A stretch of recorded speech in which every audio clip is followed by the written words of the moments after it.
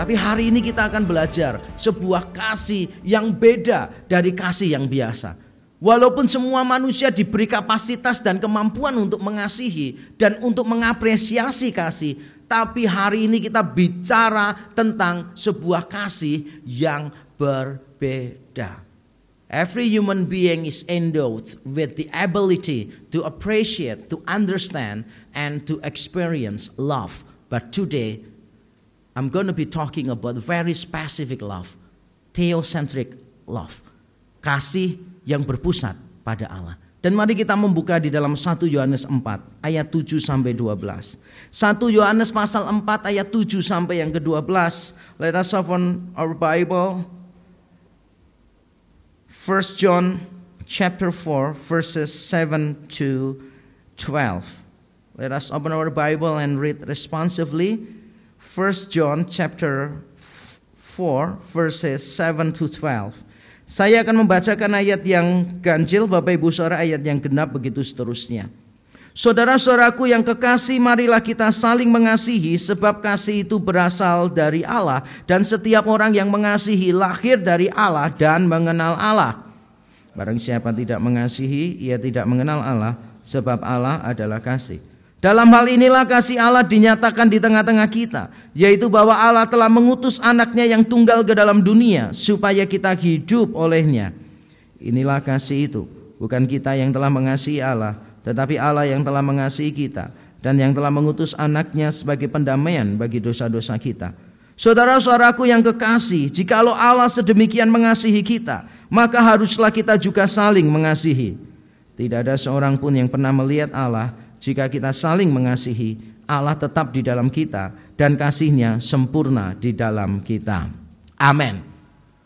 Di dalam ayat yang ke-7 dan 8, Yohanes berbicara tentang sebuah kasih yang kalau dilakukan, orang lain itu bisa tahu. Orang itu berasal dari Allah, orang itu lahir dari Allah, dan orang itu mengenal Allah. Sehingga ayat 7 dan 8 ini bukan berbicara tentang kasih yang biasa-biasa saja, tapi kasih yang menunjukkan sesuatu. This is a very specific love that shows something to others. Shows that the one who is loving is from God. The one who is loving is born of God. Knowing God. Saudara, ini adalah kasih yang spesifik sehingga kalau orang lain melihat, orang lain langsung bisa tahu, oh ini asalnya dari Allah nih. Oh orang ini mengenal Allah ini. Nah coba kita pikirkan hal-hal yang lain yang membuat orang lain bisa tahu asal kita dari mana. Misalnya saudara bisa tahu nggak seseorang itu orang Madura atau bukan? Tahu dari logatnya ya, tahu dari logatnya. Karena orang Madura itu logatnya benar-benar luar biasa. Kalaupun mereka nyanyi pun ya kelihatan kalau dalam nyanyinya itu logat Maduranya ada. Kalau kita kan nyanyi kan mesti do re mi fa sol la si do si la sol fa mi re do. Kalau orang Madura kan enggak. Do si la sol fa mi re do. Do re mi fa sol la si do si la sol fa mi re do. Jadi kita langsung tahu, oh ini pasti orang Madura nih logatnya begitu. Nah kita tahu orang itu Tionghoa dari mana? Dari matanya sipit, tapi pada waktu lihat uang langsung besar. Nah itulah orang Tionghoa. Jadi kita bisa langsung tahu orang itu orang Tionghoa. Bahkan kalau kita menebak ini orang Indonesia atau bukan dari caranya makan juga bisa, saudara. Wah kalau orang Indonesia sudah tur ke luar negeri, wah itu langsung orang lain bisa nebak kalau itu orang Indonesia. Biasanya kalau makan di restoran, breakfast itu kan boleh makan sepuasnya, tapi tidak boleh dibawa pulang. Tapi orang Indonesia itu memang pembuat keajaiban seringkali. Jadi mereka itu ambil telur rebusnya itu 6, saudara. Tapi nanti pada waktu mereka meninggalkan restorannya, kulit telurnya itu cuma 1. Sehingga orang luar negeri itu mikir orang Indonesia ini ciamik, saudara ya, hebat. Sampai kulit telur ya dimakan loh, saudara. Padahal bukan. Diambilnya itu 6. Yang dimakan 1, 5 itu masuk tas semua, ngerti ya? Jadi nanti ngambil roti juga gitu, rotinya diambil yang banyak, nanti tasnya sudah mulai dibuka di bawah meja. Setelah 1 dimakan, yang 1 itu digeser-geser masuk di tasnya, sehingga rotinya menjadi roti Spanyol ya, separuh nyolong. Dari caranya makan orang langsung tahu, nah ini asalnya dari Indonesia nih, ini pasti dari Indonesia. Tapi kita juga bisa nebak loh, seseorang itu pengenalannya sejauh mana. Kan orang yang mengasihi itu langsung orang lain tahu, oh ini mengenal Allah. Kita juga kadang-kala bisa tahu tuh, pengetahuan orang seberapa, pengenalan orang seberapa, kita juga bisa tahu. Coba saudara ingat-ingat peristiwa-peristiwa yang memalukan di dalam hidup kita karena kita tidak tahu. Pernah nggak merasakan rasa malu yang besar luar biasa karena kita tidak tahu? Saya harus mengaku saya pernah mengalaminya. Jadi pada waktu itu saya pacaran bukan dengan istri saya yang sekarang, waktu itu masih SMA, saudara. Jadi masih polos begitu kan. Nah saya waktu itu miskin, nggak pernah namanya pergi ke mall, apalagi makan di restoran, sama sekali nggak pernah. Makan tiap hari aja belum tentu bisa. Nah pacar saya ini termasuk orang yang cukup berada. Lalu pada waktu saya masih ingat di Semarang itu pertama kali KFC dibuka, Kentucky Fried Chicken dibuka. Saya diajak dia untuk makan di mall di KFC itu, saudara. Saudara tahu antara senang karena makan bersama pacar, senang karena dibayari. Nah juga ada perasaan bingung. Karena pada waktu itu saya benar-benar belum pernah masuk ke mall dan saya belum pernah makan yang namanya Kentucky Fried Chicken. Lalu saya melihat pacar saya itu ngambil nampannya, kemudian dia ngambil ayamnya, nasinya. Dia pergi untuk ngambil saus. Tapi pada waktu itu kan saya tidak tahu kalau itu saus. Saya pikir itu tempat untuk cuci tangan. Karena bentuknya kan memang seperti untuk cuci tangan. Jadi saya melihat pacar saya ini buat apa cuci tangan bawa makanan. Saya tidak bawa makanan, saya antri di belakangnya dia karena saya kan nggak tahu kan gitu. Tapi setelah dia pencet gitu keluar sambelnya, saya jadi malu. Ternyata bukan tempat cuci tangan. Saya balik ngambil makanan saya kan gitu. Waktu saya cerita ini ke teman saya, ternyata teman saya punya cerita lebih heboh lagi. Dia datang langsung cuci tangan. Jadi dia datang langsung pencet gitu, ternyata saus semua kan. Kemudian dia lihat oleh kanan, oleh kiri, nggak ada orang, dia masukin di kantong begini, saudara. Sampai akhirnya bersih, saudara. Ternyata lebih memalukan daripada saya, saudara.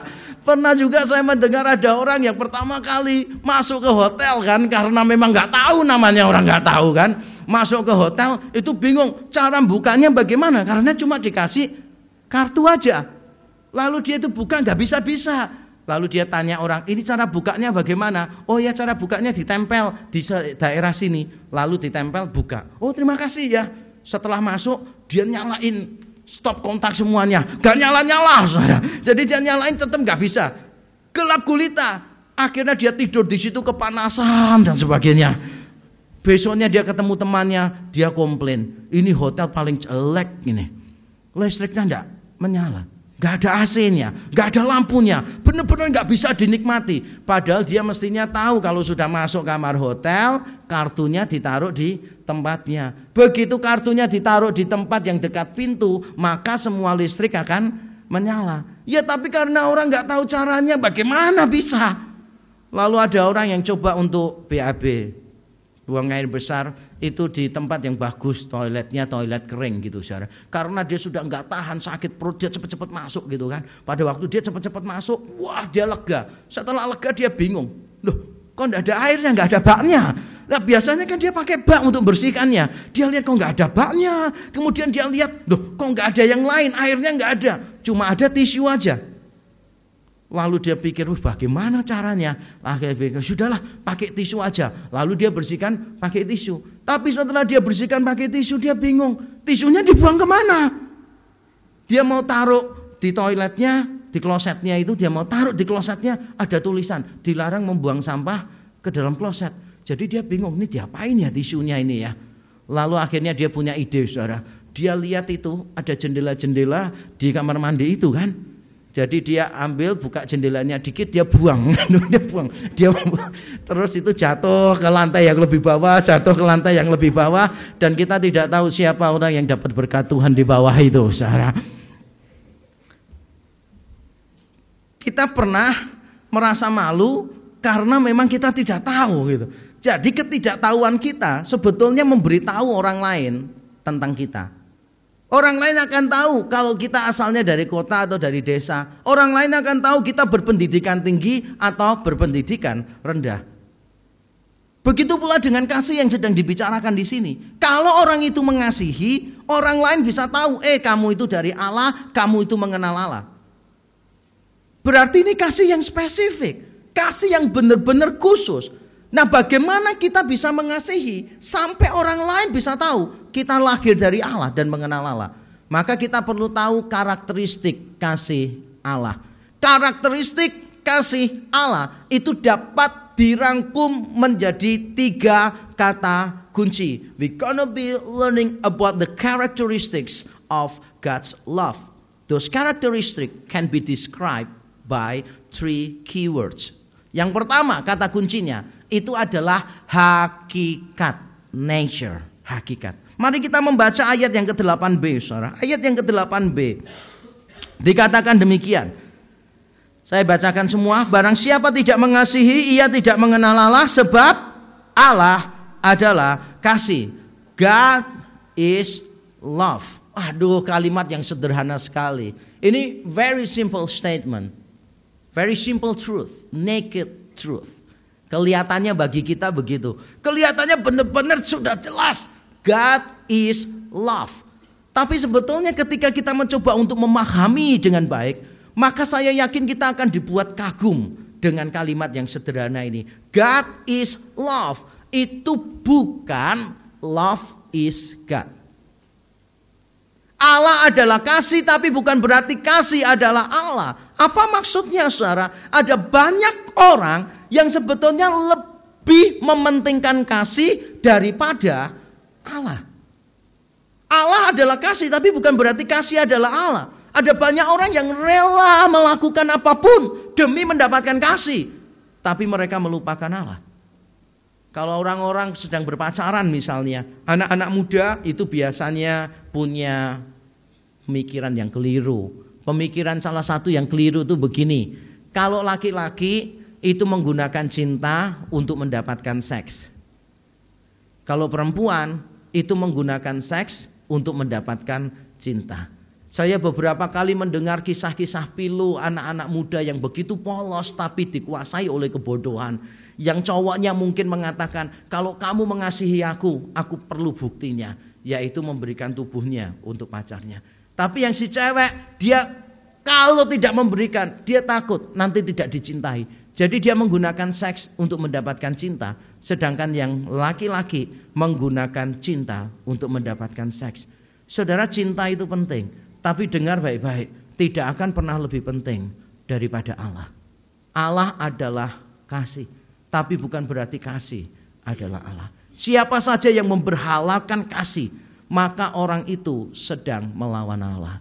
God is love, bukan berarti love is God. John is not saying love is God.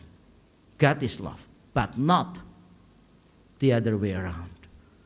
God is love juga bukan God is loving.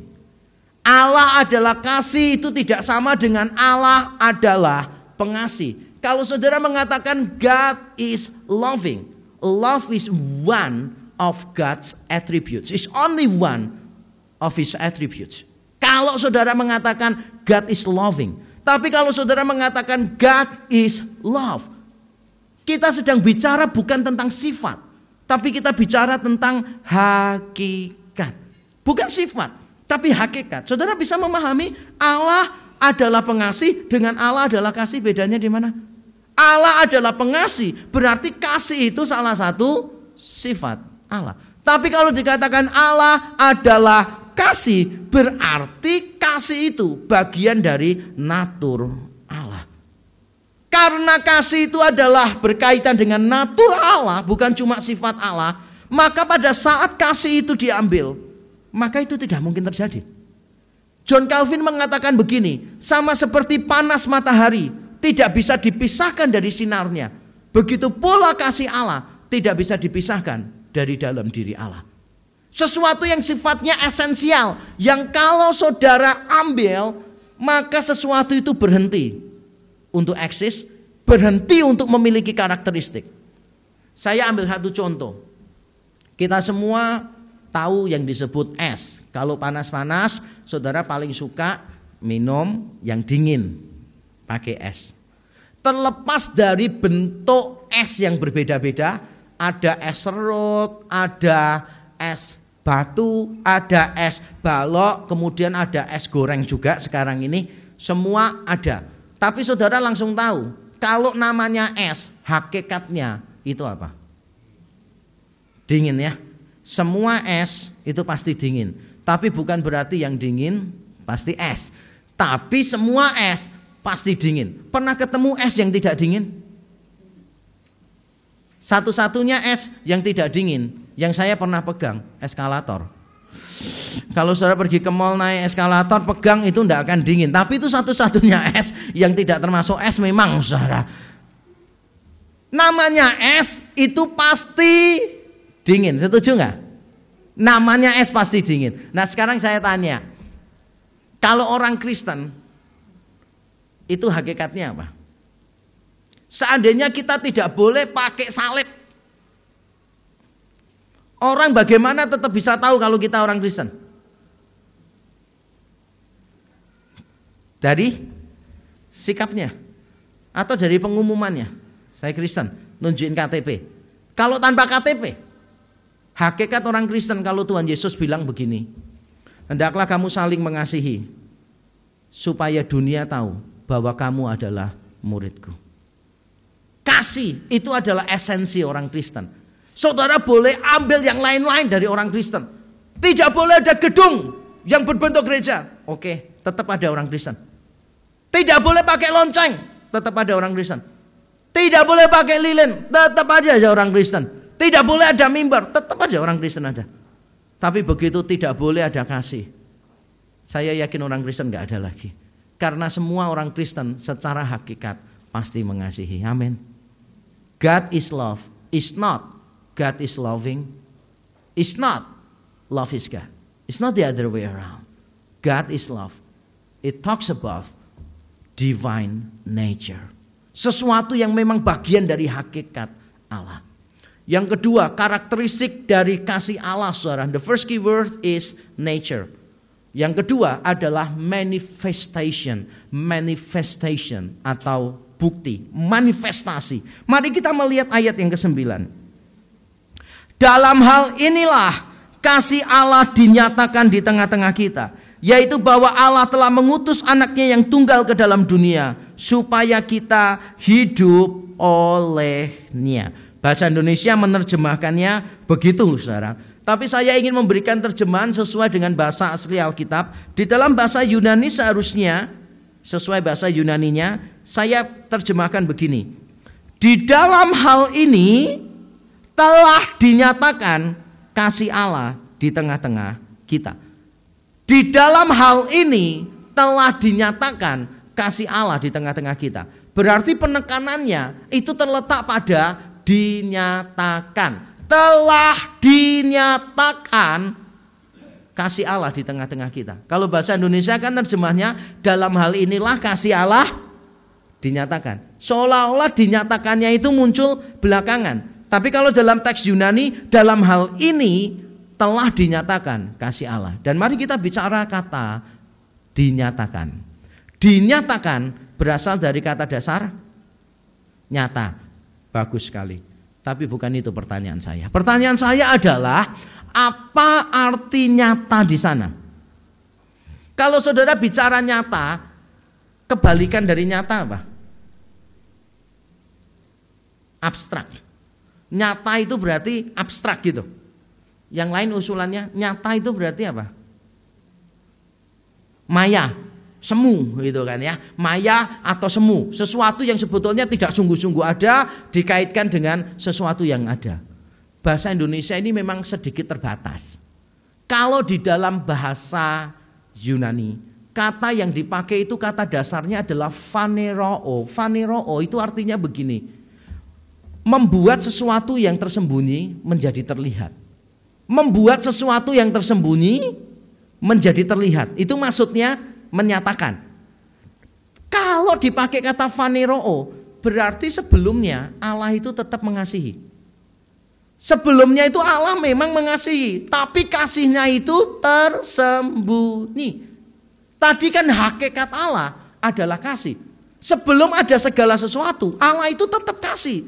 Makanya di dalam Yohanes 17, Tuhan Yesus berdoa, ya Bapa, kiranya mereka, orang-orang yang percaya kepadaku, maksudnya kita semua, menjadi satu sama seperti engkau dan aku satu, supaya mereka tahu bahwa engkau mengasihi aku sebelum dunia dijadikan. Jadi sebelum ada segala sesuatu, Allah itu tetap kasih.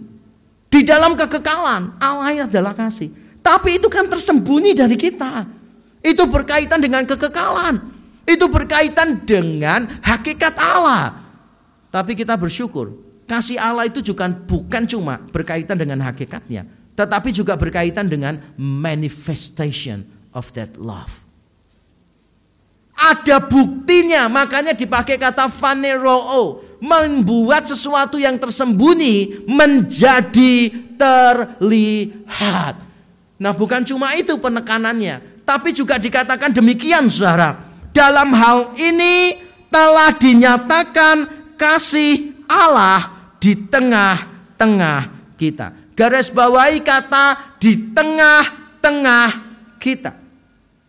Yohanes itu tampaknya paling suka menekankan tentang historisitas, kesejarahan dari apa yang dia tulis. Kalau saudara membaca di Yohanes pasal yang pertama, ayat yang ke-14, dikatakan demikian. Firman itu telah menjadi manusia, diam di antara kita. Dan selanjutnya apa? Dan kita telah melihat kemuliaannya. Kita telah melihat, berarti peristiwa sejarah. Lalu di dalam surat 1 Yohanes, kalau saudara membaca ayat 1 sampai 3 surat 1 Yohanes, penulis yang sama mengatakan begini, apa yang kami dengar, apa yang kami lihat, apa yang kami rasakan, apa yang kami raba, itulah yang kami beritakan kepadamu. Jadi Yohanes itu suka memberikan penekanan bahwa apa yang sedang dia bicarakan itu bukan dongeng, itu bukan sekadar legenda, itu bukan mitos, tetapi dia sedang membicarakan sesuatu yang nyata, sesuatu yang konkret. Makanya dia memberi tambahan di sana. Di dalam hal ini telah dinyatakan kasih Allah di tengah-tengah kita. Apa yang ditulis Alkitab itu bukan mitos. Ada beberapa orang yang menganggap bahwa Alkitab penuh dengan mitos. Tapi C.S. Lewis, seorang Kristen yang dulu jadi seorang ateis, pada saat dia tidak percaya Tuhan, C.S. Lewis itu sudah menjadi profesor untuk bidang mitologi. Dia menguasai semua tulisan yang berkaitan dengan mitos. Pada waktu C.S. Lewis membaca kitab Injil, dia langsung mengatakan ini bukan mitos. Karena kalau mitos karakteristiknya pasti tidak seperti ini. Makanya C.S. Lewis pada waktu dia hidup di tempat lain, itu ada beberapa teolog yang menganggap kitab Injil ini mitos. Dan saudara tahu respons dari C.S. Lewis? C.S. Lewis cuma mengatakan begini, aku cuma ingin tahu berapa banyak buku mitos yang sudah dibaca oleh para teolog itu. Karena C.S. Lewis membaca buku-buku mitologi jauh lebih banyak daripada semua orang pada zamannya. Tapi C.S. Lewis yang sudah bertobat ini berani mengatakan Alkitab bukan mitos. Ketika Allah menjadi manusia, itu sesuatu yang rasional, sesuatu yang masuk akal, itu bukan mitos. Dan itulah yang sedang ditekankan oleh penulis surat 1 Yohanes di sini, saudara. Dalam hal ini telah dinyatakan kasih Allah, ada tambahannya, di tengah-tengah kita. Tapi apa manifestasinya itu? Ditambahkan begini, mari kita membaca lagi, saudara, ayat yang ke-9. Bahwa bahasa Indonesia, tolong dibaca bareng-bareng ayat 9b. Dalam hal inilah kasih Allah telah dinyatakan di tengah-tengah kita. Baca sama-sama.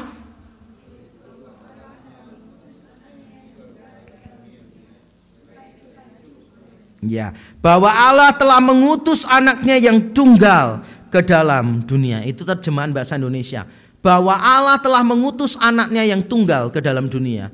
Saya lebih suka teks Yunaninya. Karena di dalam teks Yunani bunyinya begini, saudara. Bahwa anaknya itu yang tunggal itu Allah telah utus ke dalam dunia. Jadi penekanannya bukan Allah mengutus, tapi penekanannya terletak pada siapa yang diutus. bahwa anaknya itu yang tunggal itu Allah telah utus ke dalam dunia. Saudara, orang mengasihi itu perlu bukti. If you love someone, you have to prove it. Kasih yang cuma diucapkan itu bukan kasih. Kasih itu harus ada buktinya yang konkret. Dan saudara tahu pada saat Allah mengasihi kita, buktinya adalah Allah mengutus anaknya yang tunggal bagi kita. Di dalam teks Yunani ada penekanannya. Anaknya itu yang tunggal itu Allah utus. Coba saudara mulai mikir ya. Coba mikir, renungkan sederhana. Persembahan paling berharga yang pernah engkau beri kepada orang lain apa? Coba pikirkan. Yang tidak pernah memberi apa-apa nggak usah susah-susah mikir. Ini saya tanya untuk yang pernah memberi sesuatu yang berharga bagi orang lain. Persembahan yang paling berharga yang saudara pernah beri kepada orang lain apa? Ada di sini yang pernah mendonorkan anggota tubuhnya? Nggak ada ya? Paling banter kalau kita mau donor cuma donor darah, benar? Saya dari dulu mau donor lemak nggak ada. Kalau ada pasti saya akan menjadi pendonor pertama. Nah, kita baru bisa mendonorkan darah kita, tapi kan tidak membuat kita sakit, tidak membuat kita mati. Jadi itu bukan persembahan yang besar sekali. Persembahan yang paling besar yang pernah kita berikan apa? Ada orang memberikan kado ulang tahun untuk anaknya lebih dari 1 triliun. Karena anaknya ini suka olahraga, oleh papahnya dibangunkan sebuah stadion. Tapi coba saudara pikir ya, kalau ada seorang ayah memberikan stadion yang begitu mahal untuk anaknya, berarti anaknya tetap lebih mahal dari stadion itu. Saya belum pernah tahu ada orang yang memberikan anaknya, tapi anak itu anak tunggal kepada orang lain. Saya pernah tahu ada orang yang memberikan anaknya ke orang lain, ke sahabatnya, tapi bukan anak tunggal. Ada seorang hamba Tuhan yang pernah cerita kepada saya. Dia bilang begini, tiap kali saya berada pada momen Natal, saya menangis karena 2 hal. Pertama, karena saya ingat Bapak di surga memberikan anaknya Yesus Kristus untuk aku. Tapi yang kedua, dia ingat dia memberikan anaknya untuk sahabatnya. Jadi dia punya beberapa anak, sahabatnya tidak bisa punya anak. Lalu akhirnya dia memutuskan memberikan salah satu anaknya kepada sahabatnya. Dan dia bilang, tiap kali saya ingat, saya menangis terus-menerus. Karena bagi dia memberikan anak kepada sahabat itu susah. Coba bayangkan ya, ini anak bukan anak tunggal, diberikannya kepada sahabat. Tuhan itu memberikan anaknya yang tunggal. Diberikannya bukan untuk sahabatnya loh, diberikannya untuk saya dan saudara yang dulu musuh-musuh Allah. Kita dulu musuh-musuhnya Allah, tapi Allah memberikan anaknya bagi kita. Bukan cuma anaknya, tapi disebutkan anaknya itu yang tunggal itu. Saya suka kata yang tunggal. Bahasa Inggris yang kuno, tradisional seperti King James Version, menerjemahkannya only begotten. Tapi sebetulnya sekarang banyak versi yang lebih modern, lebih tepat terjemahannya. Bukan only begotten, tetapi one and only. Kata Yunani monogenes, tunggal dalam tanda kutip, itu artinya bukan satu-satunya yang dilahirkan, tapi satu-satunya yang unik. Contohnya adalah di Ibrani 11. Di Ibrani 11 Abraham itu memiliki monogenes, yaitu Ishak. Padahal kita tahu Abraham punya anak selain Ishak, benar ya? Dia punya Ismail, dia punya anak dari istrinya yang lain yang bernama Ketura. Tapi tetap yang disebut monogenes Abraham cuma satu, yaitu Ishak. Mengapa Ishak disebut monogenes? Karena Ishak anak perjanjian. Yang lain itu cuma anak biologis, tetapi bukan anak perjanjian. Saudara, berarti Ishak itu adalah one and only son to Abraham. Anak yang satu dan satu-satunya, dalam arti yang unik, yang paling berharga bagi Abraham. Demikian pula dengan Yesus Kristus. Itu anak yang unik, lain dengan kita. Kita ini anak-anak Allah karena diadopsi. Tapi Yesus Kristus anak Allah karena naturnya memang seperti itu. Yang paling mahal Tuhan berikan kepada kita. Itu bukti kasih yang luar biasa. Kalau ada orang yang mengasihi tapi tidak mampu memberikan bukti, maka itu bukan kasih. Saudara, berapa kali saya mendengar ada percintaan yang bodoh gitu loh, saudara. Dalam tanda kutip itu bodoh karena si cowok ini cheating berkali-kali selama pacaran gitu. Lalu si cowok datang lagi ke ceweknya dan berkata begini, kamu jangan lihat tindakanku, tapi lihat hatiku. Aku benar-benar mencintai kamu. Di dalam hatiku tuh ada namamu. Kamu jangan lihat tindakanku. Ini bukan cinta yang sejati. Cinta yang sejati itu bukan cuma ada di hati. Kalau cuma ada di hati siapa yang tahu? Wong manusia gak bisa melihat hatinya orang lain kok. Cinta yang sejati itu dibuktikan. Setuju gak? Kalau saudara cuma ngomong saja tanpa bukti, itu namanya bukan cinta. Beberapa waktu yang lalu saya menemani anak-anak saya potong rambut di sebuah salon. Lalu ada acara televisi, reality show yang cukup menarik. Yaitu anak-anak muda yang berpacaran lewat internet. Beberapa orang kan gak pernah bertemunya di dunia maya, di dunia semu begitu. Lalu sudah pacaran loh saudara. Nah di situ ada seorang laki-laki yang berpacaran dengan beberapa wanita sekaligus melalui internet. Nah wanitanya juga didatangkan satu persatu. Laki-lakinya sebelah kanan, kemudian ada tirai, perempuannya sebelah kiri, dipanggil satu-satu. Lalu oleh pembawa acaranya si cewek ditanya, kamu serius mau menikah dengan dia? Serius, saya sudah cinta sama dia. Wah, kamu kan belum pernah ketemu. Iya tapi aku sudah lihat fotonya. Kenapa kamu cinta sama cowok itu? Karena ganteng, tinggi besar, apa segala macam gitu. Lalu pembawa acara minta tolong, aku boleh lihat fotonya? Ditunjukkan fotonya. Wah memang ganteng saudara. Karena dugaan saya itu foto bintang film India, saudara ngerti nggak? Lalu dipertemukan, oke ya, kamu siap? Kemudian mereka berdua ditanya, mau tanya apa? Mau tanya apa? Sebelum saling tahu, yang cowok tanya, nanti kalau kamu bertemu aku, kamu mau nerima aku apa adanya enggak? Wah, si cewek bilang, iya aku mau nerima kamu apa adanya. Maukah kamu menikah dengan aku? Iya aku mau gitu. Karena pada waktu ceweknya bilang mau, yang ada dalam pikiran cewek, cowok yang ada di foto itu, ngerti ya? Pada waktu mereka buka mata saling lihat, ceweknya itu kaget saudara.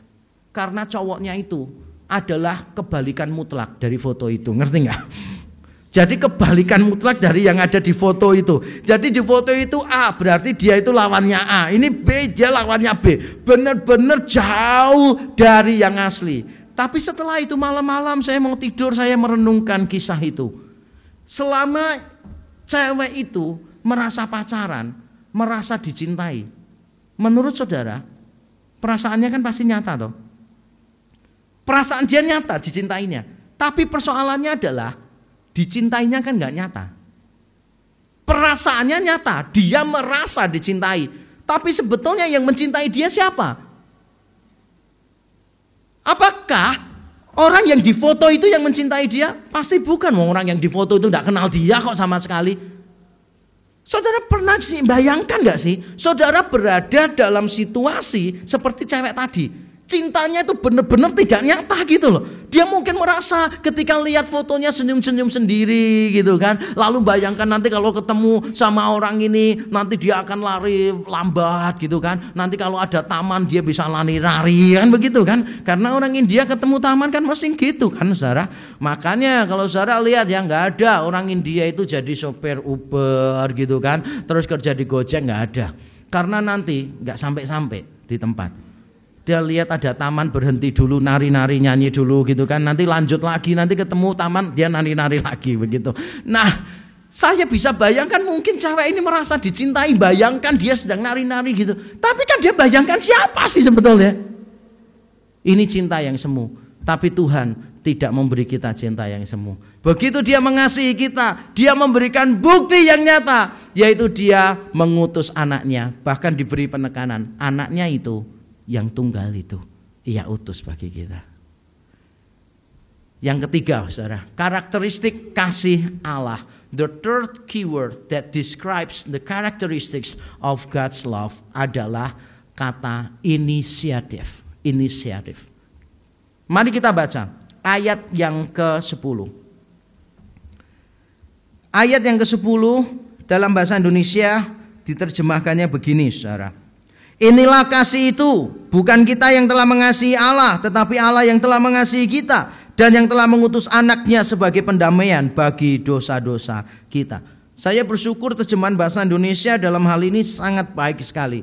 Inilah kasih itu, bukan kita yang telah mengasihi Allah. Kalau dalam bahasa Yunani sedikit lebih baik, karena bahasa Yunani bunyinya begini. Di dalam hal ini, sama dengan ayat 9 tadi. Di dalam hal ini telah dinyatakan kasih Allah di tengah-tengah kita. Sama, ayat 10 juga dimulai dengan kata di dalam hal ini adalah kasih. Yaitu bahwa bukan kita, bukannya ditaruh di depan. Bukan kita yang telah mengasihi Allah. Jadi bukan ditaruh di depan. Lalu saudara perlu memperhatikan begini. Di dalam teks Yunani kata kita itu munculnya 2 kali, kata Allah yaitu kata iya kalau dalam bahasa Inggris, bahasa Yunaninya juga muncul 2 kali. Sehingga kalau saya terjemahkan begini, perhatikan baik-baik ayat yang ke-10. Dalam hal ini adalah kasih, bukan kita yang telah mengasihi Allah, tetapi Allah yang telah mengasihi kita dan telah mengutus anaknya sebagai pendamaian bagi dosa-dosa kita. Jadi penekanannya terletak di sana. Kita, bukan kita. Iya yang telah mengasihi kita. Ini bicara tentang inisiatif. Bukan kita yang lebih dahulu mengasihi Allah, tapi Allah yang lebih dahulu mengasihi kita. Saudara, kalau kita gabungkan semua karakteristik tadi, saudara, nature, manifestation, and initiative, maka saudara mengetahui betapa luar biasanya ajaran kekristenan.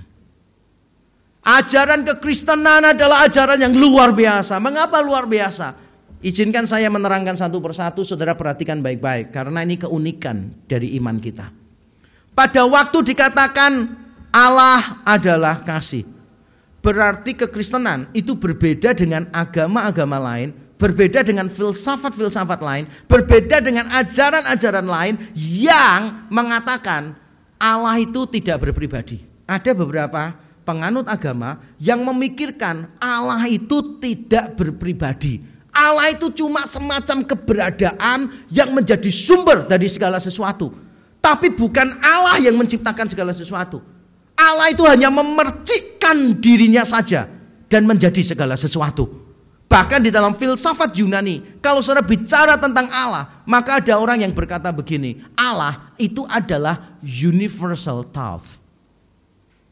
Pemikiran yang universal itu namanya Allah, itu namanya logos, itu Allah namanya. Jadi sebuah sistem alam semesta itu namanya Allah. Tapi konsep-konsep yang semacam ini menunjukkan Allah yang mereka sembah bukan Allah yang berpribadi, bukan Allah yang personal, tetapi Allah yang sifatnya impersonal. Kalau kita bicara tentang Allah adalah kasih, berarti dia pasti berpribadi. Sebab kalau tidak berpribadi, tidak mungkin bisa mengasihi. Saya pernah menonton di internet, saya kaget, saudara.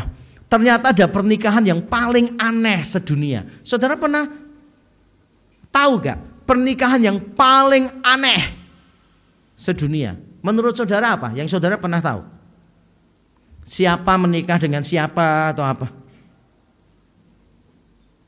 Laki-laki dengan laki-laki misalnya, aneh ya kan? Tapi sekarang menjadi lebih umum walaupun tetap salah. Tapi ini kali ini saudara pasti aneh. Karena seorang pria itu menikah dengan sebuah truk. Kendaraan itu loh saudara, truk. Prianya itu pakai pakaian pengantin. Truknya dihias seperti mempelai perempuan. Lalu diwawancarai si laki-laki itu. Apakah ini kekasihmu yang pertama? Dia bilang tidak, ini kekasihku yang kedua. Kekasihmu yang pertama apa? Gerbong kereta api. Saya ketika lihat itu, kamu yang benar aja. Masa kekasihmu pertama gerbong kereta api, sekarang putus nikahnya sama tergandeng begitu kan? Jangan sampai nanti dia putus, nanti nikahnya sama Tamiya, saudara, kecil banget kan? Nanti bisa kena masalah hukum itu kan, karena belum cukup umur Tamiyanya untuk dinikahi. Saya kadang-kadang mikir, ini orang nggak ada yang lebih aneh kah daripada orang ini? Tapi ternyata ada loh, sungguhan loh, ada. Di Amerika itu kan ada, di Eropa juga ada sih sekarang. Ada namanya boneka seperti manusia. Ada yang boneka untuk seks, tapi ada juga boneka yang bukan untuk seks. Bonekanya tuh bener-bener kayak manusia loh saudara.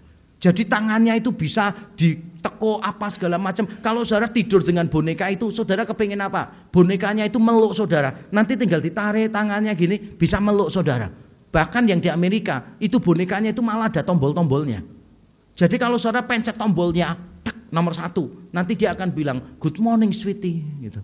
Nanti nomor 2 dipencet you look so beautiful gitu kan. Nomor 3 nanti saudara pencet gitu have a sweet dream honey gitu. Jadi macam-macam, semua tombol kalau dipencet ya bunyinya tuh baik-baik semua. Tidak pernah ada kata-kata yang negatif muncul dari boneka itu. Hebat ya bonekanya ya. Tapi ibu-ibu di sini ya saya tanya, mau enggak suaminya diganti sama boneka itu? Enggak. Loh, suami kita kan kalau bahasa Yunaninya kan mencekno ya kan, kadang mencekno, ngomongnya enggak selalu baik gitu kan, enggak pernah muji, selalu komplain gitu kan. Banyak komplainnya daripada memujinya kan suami kita. Nah, sekarang ini ada tawaran bagus nih, digantikan boneka yang tidak pernah komplain, selalu memuji kita. Saya yakin kita enggak mau. Kenapa? Tidak berpribadi. Sesuatu yang tidak berpribadi tidak bisa mengasihi. Allah adalah kasih. Berarti Allah kita beda dengan Allah yang disembah orang-orang lain, yang Allahnya tidak berpribadi. Tapi mungkin saudara berkata begini, tapi kan ada juga orang-orang lain yang menyembah Allah yang berpribadi. Benar juga ada. Tapi ada bedanya di poin yang kedua. Allah itu bukan cuma berpribadi, bukan cuma Allah adalah kasih, tetapi Allah membuktikan kasihnya dengan cara Allah menjadi manusia. Saudara coba pikirkan ya, penganut-penganut agama lain juga percaya Allah itu berpribadi. Ada beberapa agama yang meyakini Allahnya berpribadi, benar, berpribadi. Mereka yakin Allahnya mengasihi mereka, benar juga. Tapi saudara tanya, bukti kasih yang terbesar yang ditunjukkan Allah itu kepada mereka akan beda dengan bukti kasih yang ditunjukkan Allah kita kepada kita. Kalau saudara tanya mereka, mungkin mereka akan menjawab, Allah itu mengasihi aku, sayang kepada manusia. Buktinya apa? Allah memberikan dunia yang begitu indah. Allah mengatur alam semesta, Allah menata musim sehingga kita bisa hidup dengan tenang. Itu Allah mengasihi kita. Allah kadang-kala menolong waktu kita susah. Allah mengasihi, benar. Tapi saya yakin yang berani berkata begini, Allah mengasihi aku bukan hanya karena dia menciptakan alam semesta yang indah, tapi karena dia sendiri menjadi manusia sama seperti aku. Cuma kekristenan yang berani ngomong begitu. Saya beberapa waktu yang lalu berjumpa dengan orang yang mengatakan begini, Allah yang disembah semua agama mah sama. Saya tanya dia, serius kah? Sama? Menurut saya kok tidak sama. Kita percaya bahwa Allah itu Bapak bagi kita. Tapi penganut agama lain mengatakan, kalau kita memanggil Allah sebagai Bapak, kita itu merendahkan Allah. Jelas dua hal ini kontradiksi. Gak bisa dua-duanya benar.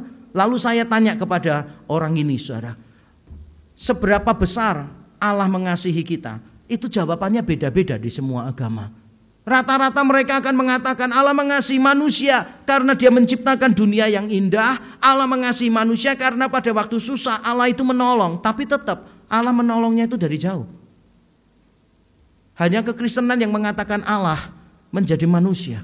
Saya tanya kepada orang ini, saudara, saya tanya, dia lebih tua dari saya.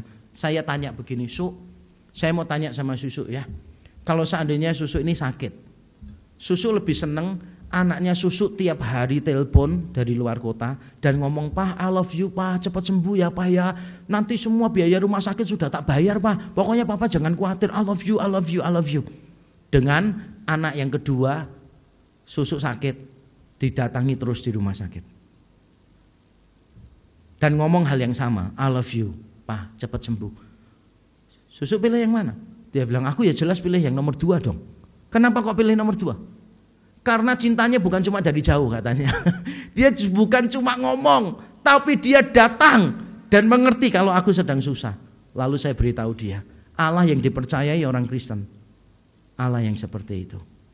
Allah bukan cuma tahu kesusahan kita, karena dia maha tahu. Dengar baik-baik ya.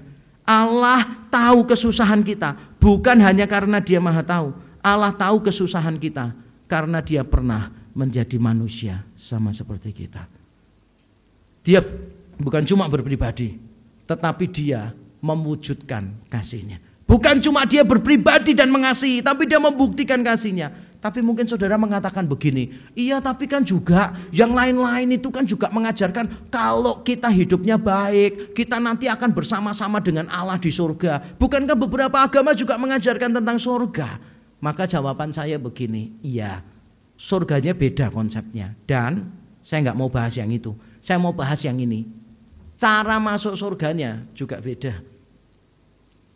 Di dalam banyak agama diajarkannya begini, kamu mau masuk surga, kamu harus berusaha.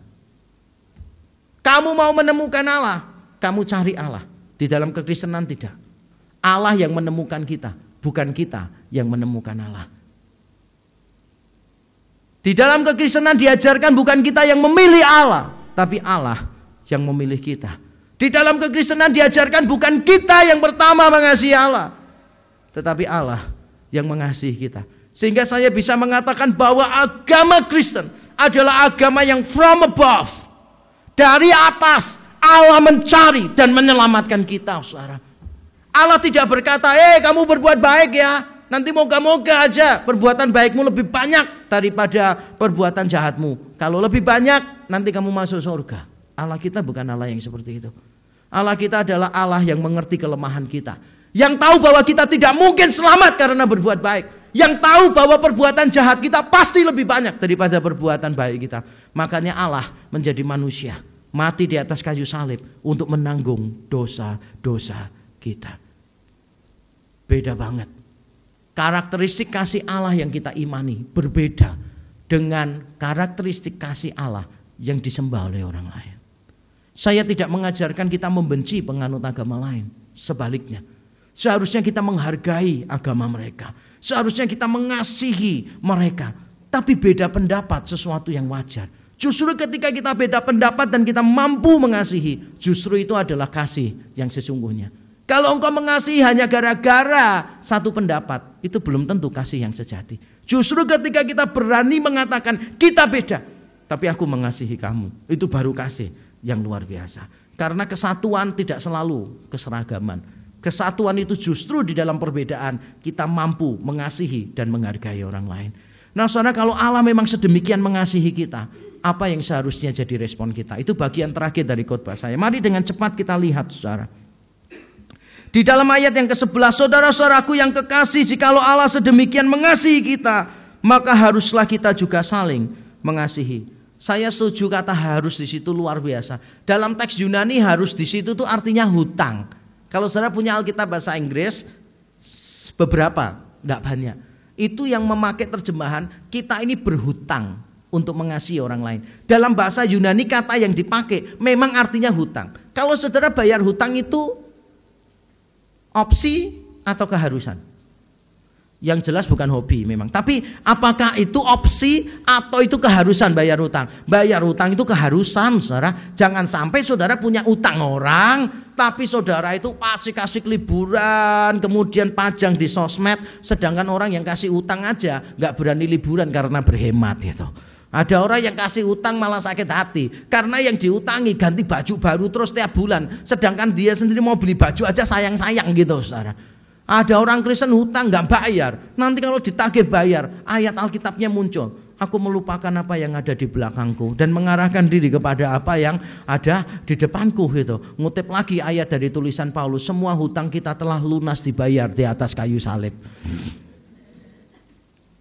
Hutang itu kewajiban harus bayar, itu ayat 11-nya. Jadi harus di sana, itu seperti kita bayar hutang, harus. Sebab kalau kita nggak ngasih ke orang lain, berarti kita hutang terus loh sama orang lain. Kecuali kalau kita mengasihi orang itu, baru hutang kita lunas. Nah, persoalannya, mengapa mengasihi orang lain itu disebut hutang? Ayat 12 yang memberitahu kita. Ayat 12 dengan cepat. Tidak ada seorang pun yang pernah melihat Allah. Jika kita saling mengasihi, Allah tetap di dalam kita dan kasih-Nya sempurna di dalam kita. Wah, apa kaitannya ya ini ya?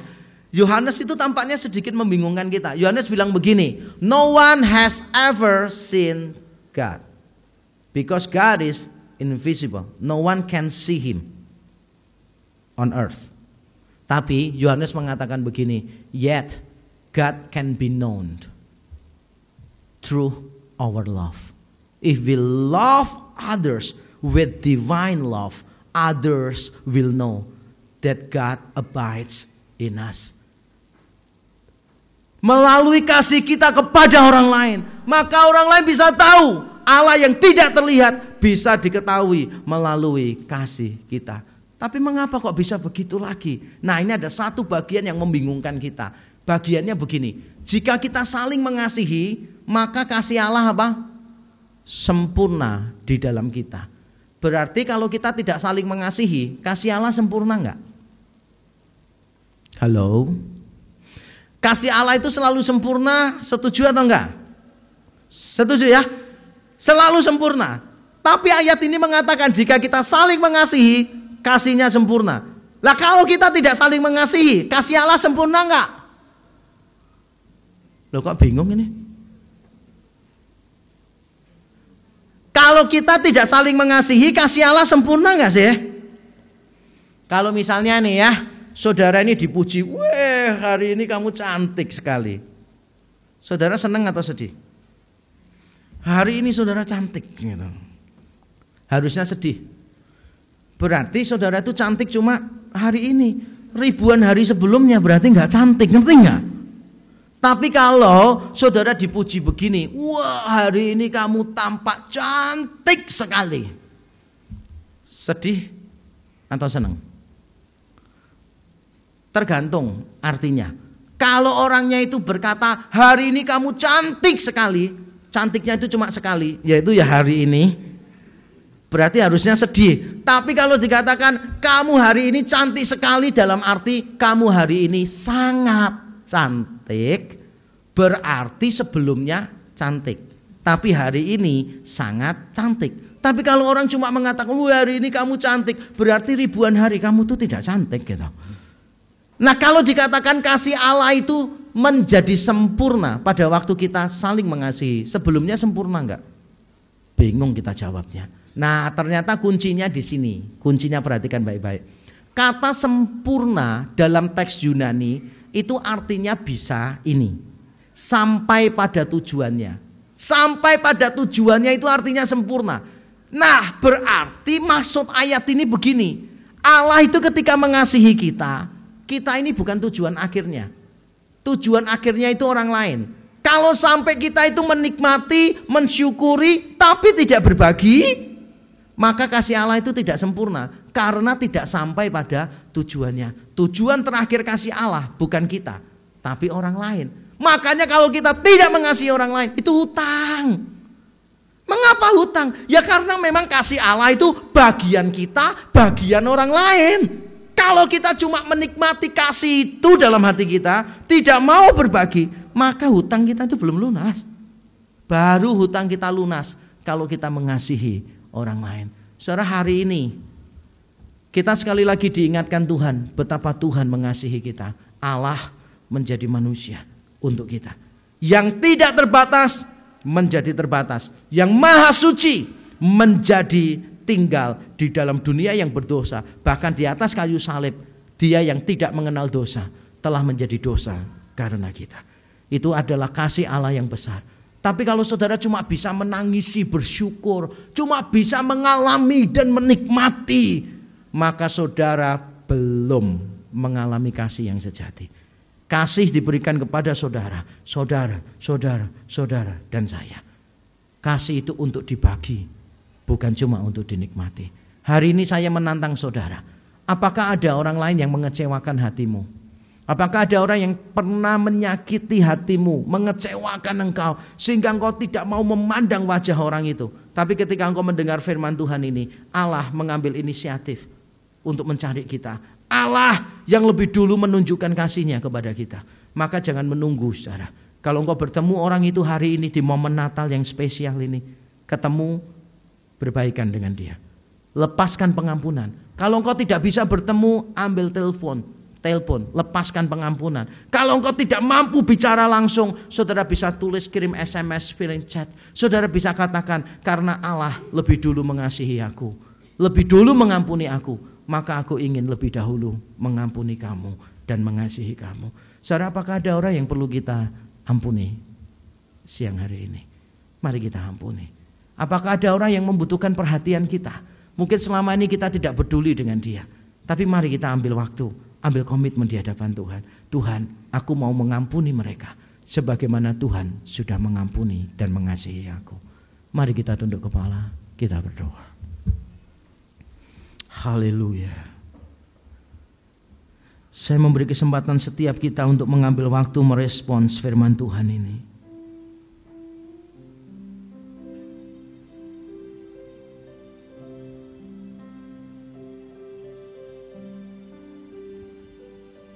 Kita selama ini bersyukur karena sudah dikasihi. Kita selama ini bersyukur, bersukacita karena kita sudah mengalami kasih Allah. Tapi pertanyaan saya pagi hari ini bukan apakah engkau sudah mengalami kasih Allah.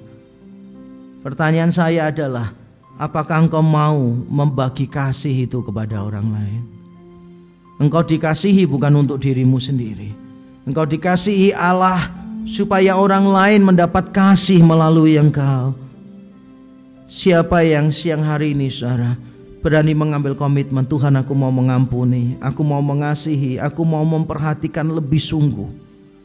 Saudara bisa mengambil waktu berdoa secara pribadi di hadapan Tuhan. Haleluya. Haleluya.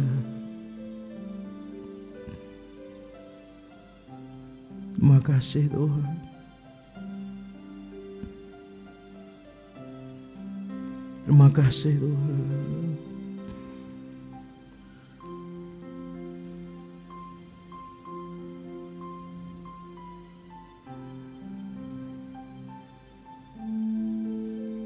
Terima kasih Tuhan.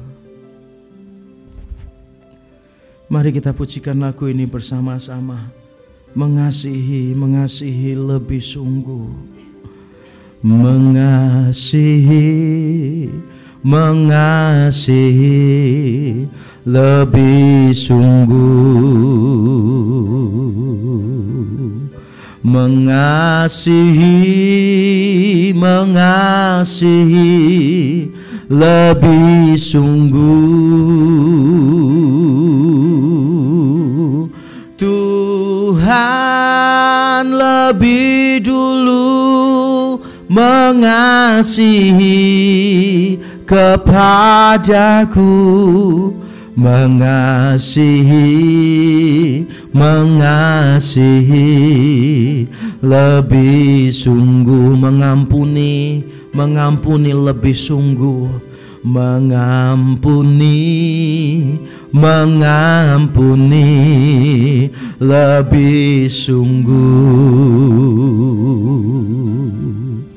Mengampuni, mengampuni lebih sungguh.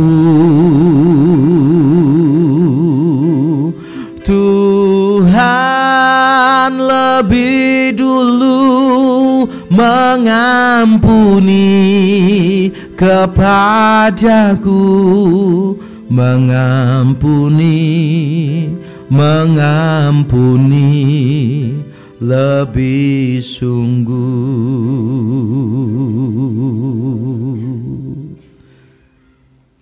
Tuhan Yesus, terima kasih.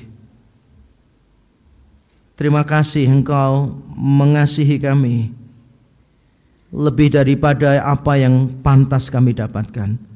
Engkau Allah menjadi manusia bagi kami, memberikan dirimu bagi kami yang dahulu adalah musuh-musuhmu. Engkau tidak pernah menunggu kami untuk datang, tapi Engkau yang lebih dulu mencari dan menemukan kami. Kami tidak bisa membayangkan seandainya Engkau hanya menunggu kami dan berharap kami datang kepadamu. Pasti tidak ada seorang pun di antara kami yang mampu datang kepadamu. Kami dahulu adalah musuh-musuhmu. Kami akan selalu menjauhi Engkau. Kalaupun kami mendekati Engkau, kami mendekati untuk menyakiti Engkau. Tapi kami bersyukur bukan kami yang mencari Engkau, tapi Engkau yang mencari kami. Bukan kami yang harus menemukan Engkau, tapi Engkau yang menemukan kami. Bukan kami yang lebih dulu mengasihi Engkau, tapi Engkau yang lebih dulu mengasihi kami. Bukan kami yang lebih dahulu memilih Engkau, tetapi Engkau yang lebih dahulu memilih kami. Kami bersyukur Tuhan untuk cinta-Mu yang besar bagi kami. Dan biarlah cinta yang besar ini bukan hanya kami nikmati dan kami syukuri, tetapi juga kami bagi dengan orang lain. Bukan cuma kami alami dan kami ceritakan, tetapi juga kami bagi secara nyata kepada orang lain. Mungkin itu anggota keluarga kami ya Tuhan, yang memerlukan perhatian kami, waktu kami, kelemah lembutan kami, belas kasihan kami. Mungkin orang-orang lain di pekerjaan kami, di sekolah kami, dimanapun Tuhan tempatkan kami. Ajar kami untuk mengasihi, memperhatikan mereka. Secara khusus hamba-Mu berdoa, kalau ada di antara umat-Mu yang sakit hati, memiliki kepahitan dengan orang lain, kiranya firman-Mu memampukan mereka untuk mengambil inisiatif berdamai, untuk melepaskan pengampunan, untuk menunjukkan kasih Bapa yang besar kepada orang lain, sehingga orang lain bisa tahu bahwa Allah tinggal di dalam kami, dan bahwa Allah menyempurnakan kasih-Nya di dalam kami. Terima kasih. Dalam Kristus Yesus Tuhan kami berdoa dan bersyukur. Amin.